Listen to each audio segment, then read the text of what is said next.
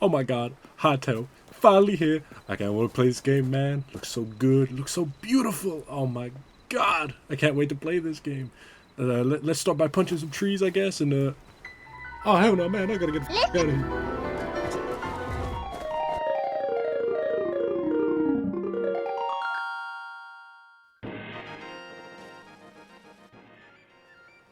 Hytale has been such a good game as of recent, only released 3 weeks ago as of recording, possibly 2 weeks, I'm not great with time. And it's been a very good, fun game. I've been playing it with friends, very enjoyable. And I noticed very quickly that it felt very Minecraft Legend of Zelda. It has all those RPG elements. My character's even Link, as a bit of a Legend of Zelda nerd, fanboy even. And I've been really enjoying it. And I will say, as in the adventure mode, as of this moment, there's not much to do. Playing survival with friends, we've built bases, explored, but not too much left to find. So my interests swerved over to the creative mode, which has been quite fun. The tools that are available are quite good, very expansive, and allow for a lot of things to be made and be done. There's been a lot of fun just experimenting with them, to say, seeing what you can make with them and then add to the game. And obviously I started immediately modding Legend of Zelda into the game with a custom Master Sword and Hylian Shield, just to kind of dip my toes into the water, kind of see what the art style is like, what modding it's like. And it's very nice, much more accessible, to say the least, unlike Minecraft. And one way to push these modding and creative tools is to recreate one of the best Legend of Zelda games there is, Ocarina of Time. It's already something I've put some time into, a couple of hours, just learning the building tools and the modding tools, and it looks like something that's going to be really fun, especially with more content they add, saying the game's only in early access. God, to think I could be making this a couple of years, new stuff comes out, I'll go back and change what I've already made. But there's so many modding tools and camera tools I think it's going to be really fun to translate Ocarina of Time into Minecraft. I know this was something that's been done on Minecraft, but I think with the tools that Hytale has to be built off of, I think it's going to be such a good experience, and I hope this is going to be a lot of fun. What I want to achieve with this quote-unquote port, we'll call it, or fan remake, legacy, the port, we'll call it a port for ease of access, is not to just take the original game and just bring it to Hytale 1-to-1. I want to add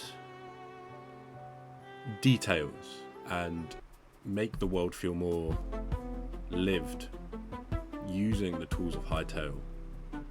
Obviously, because the N64 had its restrictions, and then the 3DS remake was very identical to what the N64 had already laid down. But the modding tools in Hytale allow for so many little details to be added and just to be played with, that I think I could spend days on end just working on one location, adding so much detail. And I think it's going to be a lot of fun to kind of almost reimagine these areas with a new splash of paint, but stick so close to the original game that so many people loved, including myself. I think it's going to be a real fun thing to just mess around, see what works, add details, remove details, but underneath all of that, the base game of Ocarina of Time will still be there and still be recognizable. Hopefully. I could just butcher this all and it goes wrong, but hopefully it's a big payoff and everyone's going to really enjoy it as much as I'm going to enjoy hopefully making this. And praise be to Simon that he saved this game, and hopefully he doesn't stop loving the community and will keep loving this game.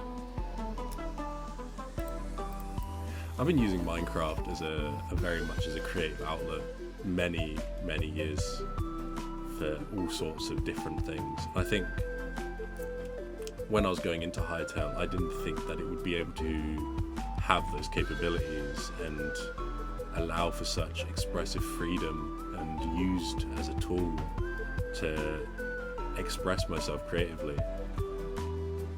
But as I got into Hytale and its creative tools, I learned that it's so much more than what Minecraft offered. Not saying Minecraft's bad, there's still things I love about Minecraft, but I'm sure Hytale will have similar mechanics later down the line. And I think that Hytale has this opportunity to be a creative outlet for many people, including myself, and I'm really excited to see what we can do with this. And I'll stop yapping about all this and I'll get on to actually showing you what I've done now, I guess. There you go. Fortunately the clipping might be a bit loud. This is what I've got so far of the Kokiri forest. I almost forgot the name there, Kokiri forest. I've mostly outlined everything, so you've got the Scarecrow Point, Lost Woods, exit of the Kokiri forest, and then pathway to the Deku Tree. And then you've got the two houses here, Link's house, the training grounds where it goes into the deep woods, where you can get the Kokiri sword. The other houses here, I cannot remember who was in them.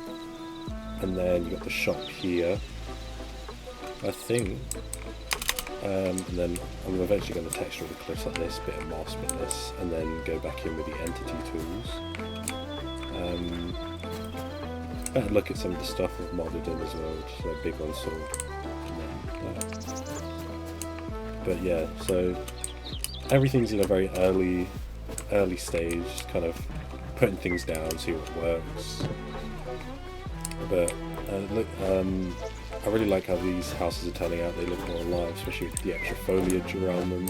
It's kind of actually making them look like old tree grounds. I'm going to have a lot of fun texturing the stone as well, adding just different stones and rocks.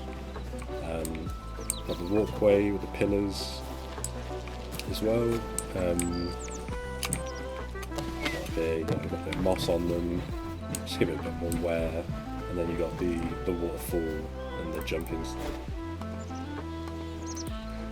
stones. I don't think there's my reach was that far. But yeah, I'm definitely going to be keeping up on making more videos about all of this. I think it's going to be a lot of fun to keep making. I've had a lot of fun doing this. I'll say it's about ballpark of 8 hours possibly, but I think a good 3 of that was spent doom scrolling on my phone. But I'm excited to post another video about this and see where we get on with this project. I think what helped me create or want to go and create this series and show it to everyone and post it online is a YouTuber by the name of Mo Bidness, who's doing a very similar thing on Minecraft with the Pokemon Platinum series. And what he's done with the games, he's made them look very lived in, but at the core you can still see that it's the Pokemon games that everyone grew up with and played, but just the world feels more lived in and everything just connects more to the characters that are there. And I think it's a really good watch. I would recommend it. I really enjoyed watching it. You can see how he's thinking it all through and designing everything. So I definitely wanted to shout him out for showing me how this is all done and for the inspiration.